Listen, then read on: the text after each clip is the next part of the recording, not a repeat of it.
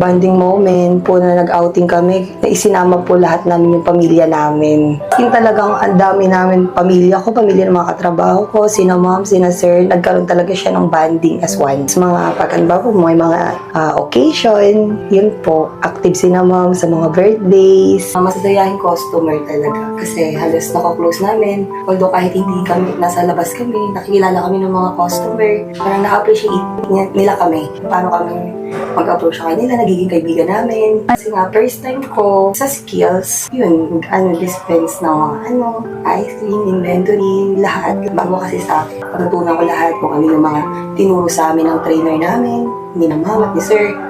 Sa values ko naman.